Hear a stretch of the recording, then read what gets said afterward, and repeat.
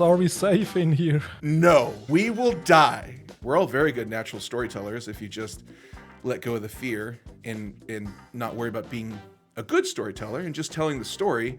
Usually, you're great. Passion will carry through the camera and people will just want to hang out with somebody passionate. We are talking about improv and how it can benefit you in your live streaming, and if you're not live streaming, it can benefit you in, I'm sure, a whole lot of other situations. And I have a guest here who is an expert at it. Welcome, Mr. Paul Burke. And before we go really deep into improv, tell us a bit about yourself. Sure. So I'm from California. I started doing improv about 15 years ago. Like, I've always enjoyed making people laugh. For me, that's the biggest rush there is making somebody laugh.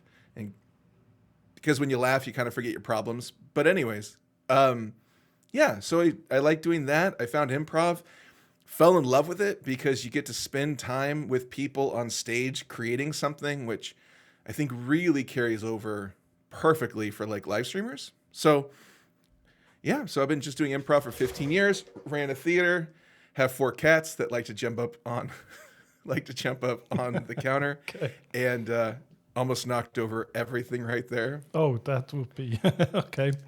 So- Then we so we could start improvisation if the cat knocks everything out. Here's the problem, Marcus. I blame myself. I keep feeding them a little too much. I think I don't want to fat shame my cats, but they're a little too heavy. The jumps are a little less high. They're not hitting those high jumps anymore, and really struggled to get on the top of this. So, anyways, it's my fault for feeding them too much. Okay, so let's start with the basics. What is improv anyway? Got it. So, the basics. That's a great place to start. Improv is all about. Well, first I'll say what it isn't, because I think what people think improv is scares them away a lot of times. A lot of people think improv is about being constantly funny on stage, about creating amazing scenes. And 1 second, let me close this door. Who let the cats in? Yeah, I gotta. So I think a lot of people think improv is all about being funny, and it's not. Like, you can have very dramatic improv, you can have funny improv, and improv isn't about telling punchlines. It's not about a setup and punchline. It's about creating a story together with people, which we're all really good at. We're all very good natural storytellers if you just let go of the fear and not worry about being a good storyteller and just telling the story. Usually, you're great. But it's about telling a story with other people on stage with you. And in telling that story, and there is no script, usually it's full of surprises, and usually the surprises can be very funny, especially when they're accepted by you and the group of individuals. So when the surprises aren't criticized or ignored or pushed away, and rather embraced and explored, that can be super funny and very interesting. And the improv scene you're performing will go to places you never knew were possible, because it's a group activity, not a solo activity. So I hope that answers it. Yeah, so it's really helpful then, I guess, in team building as well. Yeah. So I do a lot of team building exercises and with groups as well. So it's about getting on stage, creating together, telling a story, and seeing where it goes, and also embracing the audience suggestions, which is really big. A lot of people love coming to the theater, throwing out a suggestion, and seeing that woven into the narrative. They think it's magic, and in a way it is, and it's fun. Okay, Lala was in an online class of you. She said she was really scared, but She was yeah. great. She was fantastic. I love teaching first time improvisers because they usually do walk in pretty fearful, but then I'm like, trust me, you have every one of the skills necessary. My job is just to help you be confident, and all of those skills you can improve upon, but you have them all. So, Perfect. yeah. And then Mark is asking, is improv about being comfortable disclosing and dropping the barriers we put around ourselves?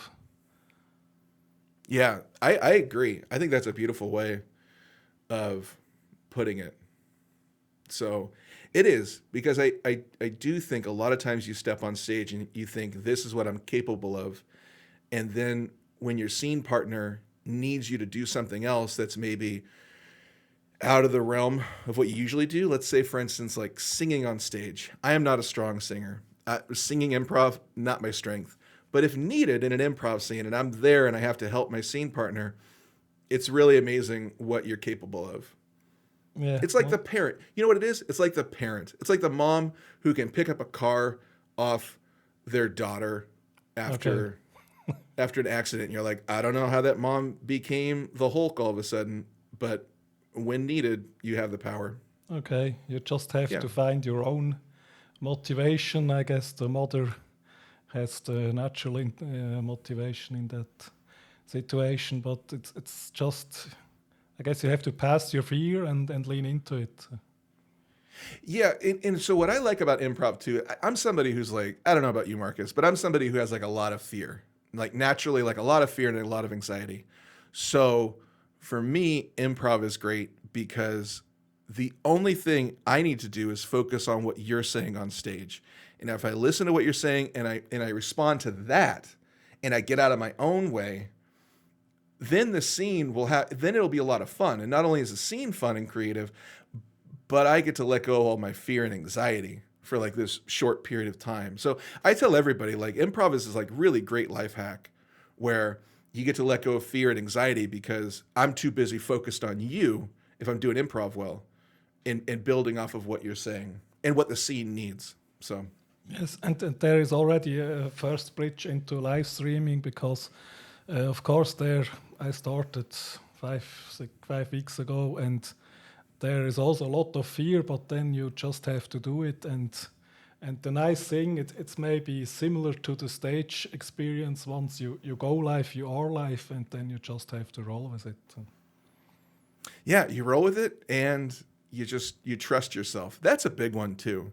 Sorry, I know I'm all over the place, Marcus, because you asked to explain improv, and I'm all over the place here. Okay, great, good, perfect, good. You and I, Marcus, we love getting derailed, so this is great.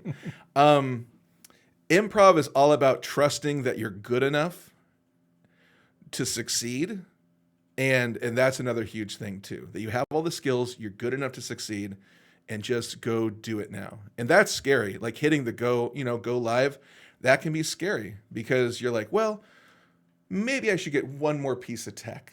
Maybe I should just practice, 10 more minutes. And, maybe I should drink one more glass of water so my voice is better. And it's like, no, you're good enough. People just want to be with you and spend time with you. Go for it. Mark reacted to he says, I love the way you say you're not a strong singer rather than I can't sing. Mark, I think, I'm glad you like that because I realized if I say I'm not a singer, that's very definitive. That's very like, that feels like it's for always and ever. I'm not a singer. But if I say I'm not a strong singer, well, then I still have a capability and I feel like it's still open that I can get better. But if I'm saying I'm not a singer, then it feels very definitive. It feels like throwing up a wall. Yes, and usually others like ourselves more than we do ourselves. So I was streaming in this closed group from a private group from Live Streaming Pros, and there I was singing, and I'm definitely not a strong singer, but it doesn't matter.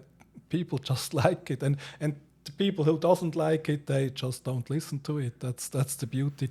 In theater, it's a bit more difficult because the people are kind of trapped there. But in a live stream, if you don't like it, you just leave. Here's one thing about like performing a lot is you realize that you don't know anything. That I have so often walked off the stage and thought, well, that was a terrible show. I should probably just pack up all my stuff and move out of this city because I don't want to see anybody here ever again. That was embarrassing. It is shocking the number of times you think you have a bad show. That is the moment somebody walks up to you and says, I love that. That was a really fun choice. I really liked that character you did.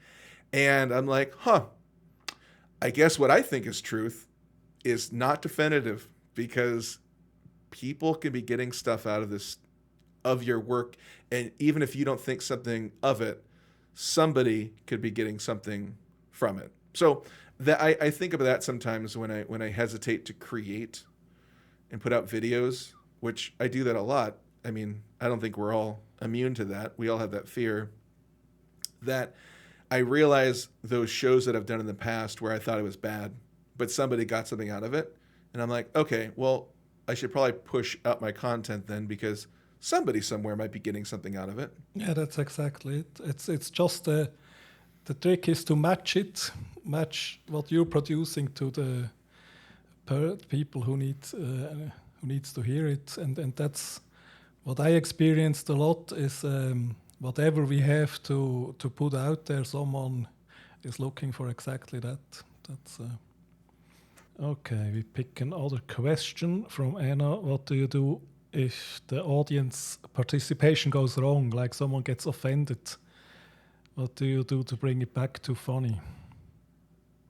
You can sometimes feel it in the audience that it's gone sideways. You usually just wipe the scene and then start with something else. So here's the thing, and I think I don't know. This is the answer my brain's spitting out, and I hope it helps. That the audience is, if somebody gets offended, that's fine. For me, I'm fine. I'm fine with that because my goal is never to offend somebody or hurt their feelings. And I did run the theater back in the day. We eventually had to close, but when I was running the theater, we would get some people sometimes who would say, "Hey, that I didn't like that. That was offensive. Maybe it was like some religious stuff, or not necessarily. It could have just been anything." But I would always let them know, like, "Hey, that's not our goal. Our goal isn't to offend you. Our goal is just to explore this scene." And sometimes swear words happen. Sometimes there might be some different sort of like references or context, and sometimes, and I was performing in a pretty conservative area, and sometimes people would get offended, and you just kind of like, you respect that. You're like, well, they're offended. That's them, and that's okay. Like, they're taking care of themselves, and that's totally fine. They got to do what's best for them, and that's fine. And what would happen, and what you find out a lot in doing shows and everything, is that if the audience in many ways, they're just there to have a good time and they're there to enjoy themselves. And if you act like something's wrong, then they will embrace that idea that something is wrong and something is bad. But if you act like this is great, things are going well, we're all going to make this work, it's going to get back to good, the audience will typically kind of embrace that and be like, yeah, it's going to get back to good. Let's just kind of like explore this. I don't know if that helps at all. But Yeah, that helps a lot. okay. Yes. So Yeah, and the thing is, again, that's probably much easier with live streaming because eventually you will find the people who like your style, and the others will leave. So, and to bring that in a bit, have you some practical tips for live streamers how they could improve with techniques from improv? yes, I wrote this down. Marcus. Oh, okay. I planned Marcus because I was like, I want to make sure I get to some key points. A big one is, like, for me, is be curious. Like, if you are talking about a subject, explore it fully. Like in an improv scene, if you are in the kitchen, explore that kitchen. Why are you in this kitchen? Why does it matter? Why are you standing with this person in the kitchen? Why are you 5 feet away versus 1 feet away? Oh, are you 1 foot away from the other character? Are you guys lovers and cooking dinner together? Why is that a dishwasher that's going? Why is a dishwasher going? What did you guys have for dinner last night? Was it a romantic meal last night? So, like, fully explore the space and fully explore the topics and be curious about it. Just ask questions. I think a lot of people, I mean, I don't know a lot of people, but I do know in improv that sometimes they're like, okay, I got to get from here to there. I got to go from this moment, and I want to, at the end of this scene, I think it'd be really funny if X happens. So they try to very quickly get to that place rather than just kind of like being curious and kind of exploring the space and seeing how they feel about it and seeing how they feel about the other person about it. So I guess, if, for instance, if you're like talking about a topic, ask questions. Don't be afraid of asking questions to the audience, because the audience wants to interact with you. So like ask them questions. What do you think about this? What do you think about that? Not being an expert is a great skill. Saying I don't know is a real gift, especially in improv, because when you say I don't know, you can follow that up with like let's find out together. And some of the most fun moments I've had live streaming is discovering stuff together with the audience. So long story short, be curious. And the second thing I'd say is say yes and I'm sure a lot of people have heard the idea of improv, that you want to say yes and to ideas. And what that simply means, really quickly, is that when somebody says something, don't shut it down. Be curious about the thing and explore it. So this ties into the curiosity thing.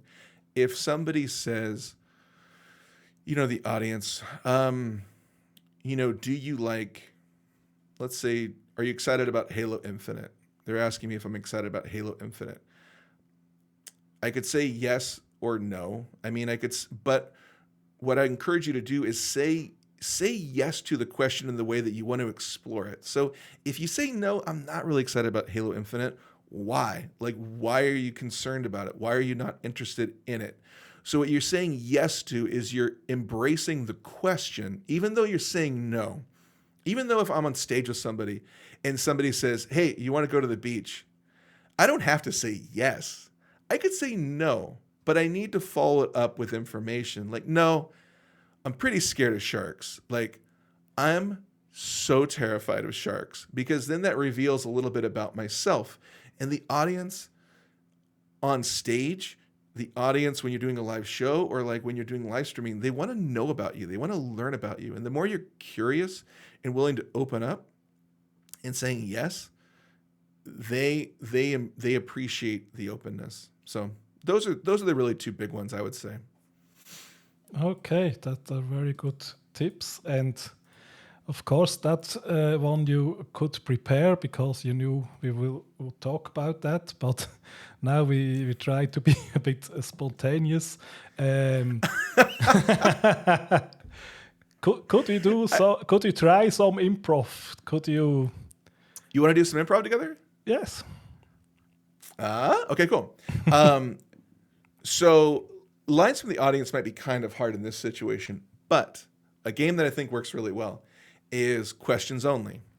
And questions only is, Marcus, you and I are going to be in a location, and we will get that location from the audience in a second.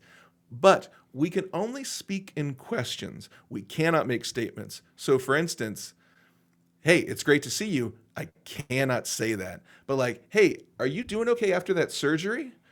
That is totally fine.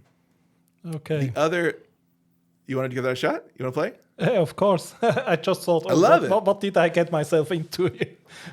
You're going to do great. Okay, so I'll start. Is that your motorcycle up front? Why do you want to know? Have you ever gone 120 miles per hour? Why would I not go so? Do you think that's too fast? Would you believe I once did it and went back in time? What did you do back in time? Have you ever met your dad as a younger man? What what would I do when I met my dad? What does he like to do?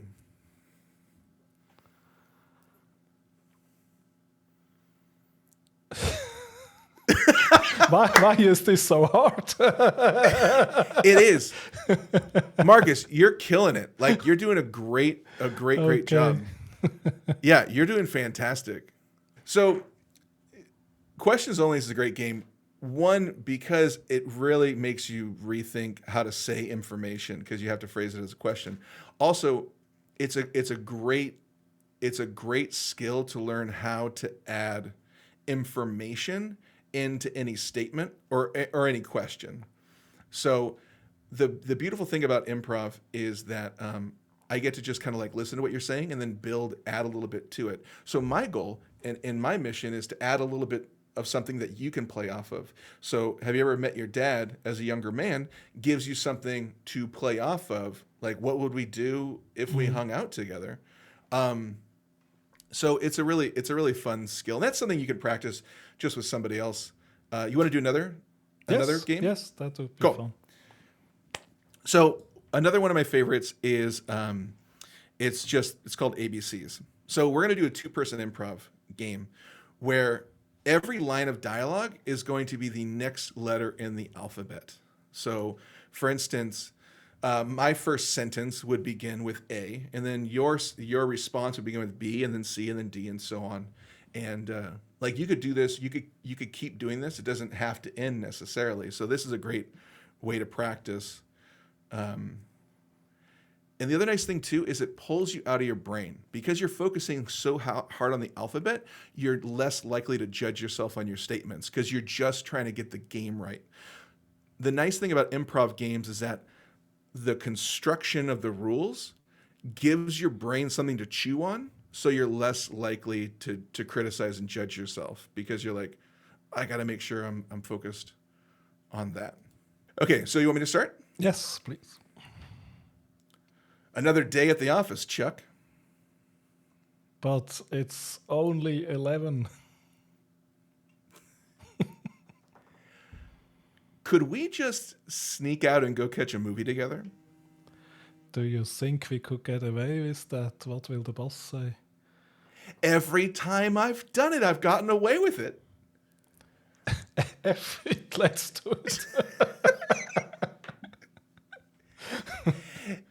Get your jacket, my man, because we're about to go see the new James Bond movie.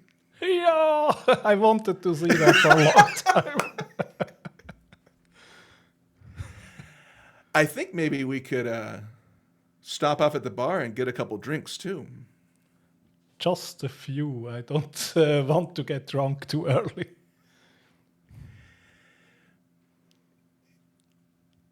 Keep it classy.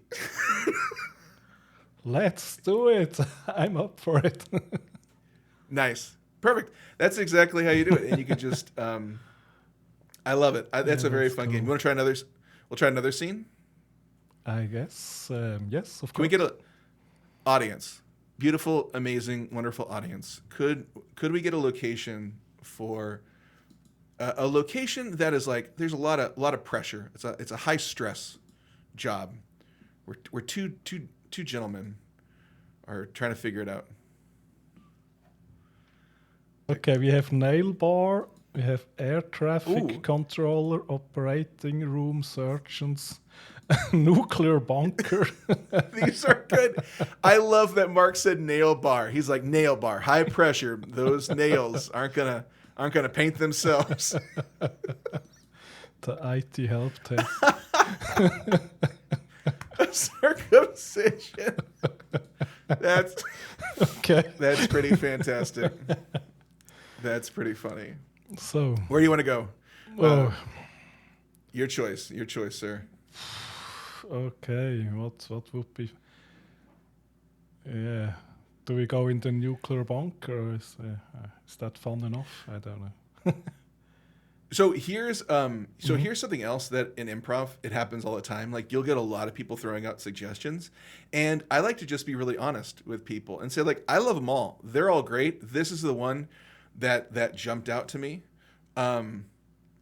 Just so people know. Like I don't think anybody's going to be offended here, but just in the future and stuff. Like sometimes people, here's the big thing too that I always try to tell people is that the audience throwing out a suggestion or writing something in the chat is super vulnerable. Like a lot of people just watch, but there are people who are like brave enough to like put themselves out there in the chat and they write down ideas and they write down suggestions. And you gotta love them for that. And you gotta appreciate that because they literally want to be there and help your show. So you always gotta be very grateful that people want to open up and share with you. So I think it's very important to, as like a host or of a live show or like a live stream or something, to like really be grateful for the people opening up and sharing ideas. So I always say like, I love them all. These are all fantastic ideas, truthfully. And then just go with the one that you're like, this is the one that jumped out at me. So anyways, side note, but that's a very good tip. I didn't think about that. Yeah, it's not only we who are vulnerable, it's also people who write something, of course.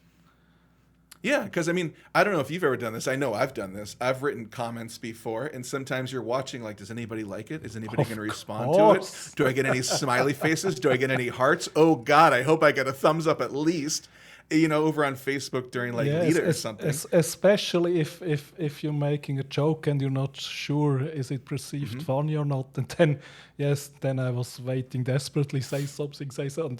And if not, then sometimes I deleted it afterwards. That's a very good point. 100%. Okay, so but where do we go? Can we do something with the nuclear bunker? Yeah, absolutely. Okay. Oh, and also, audience, can you let us know what letter are we going to start with? We're not going to start with A this time. You get to pick any letter, and once we get to Z, it'll just circle back to A. So we'll just kind of keep going going to C. and around in a nuclear bunker. I love it. That's a great idea. Okay, we have a M. John was fastest. Do you want to start? Okay. My God, are we safe in here? No. We will die.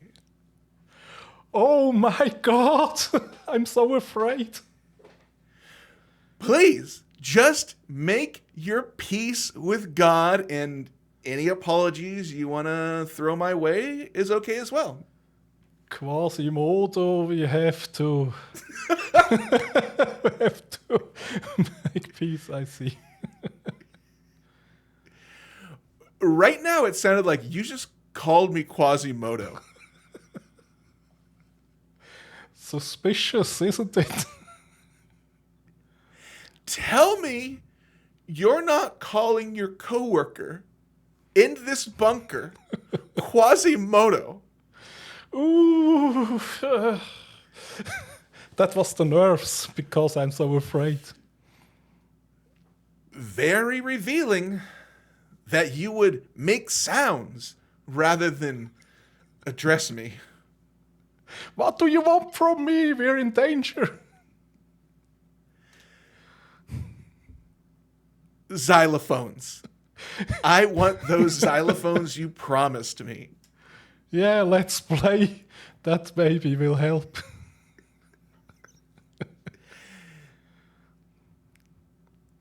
Zounds is what I would write right now if I were making a comic book. The sound effect zounds. Oh, I see what you did there.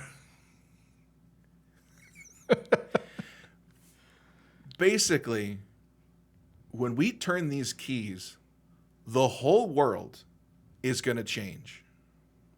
Change can be a good thing, but I'm not sure if we really should do it.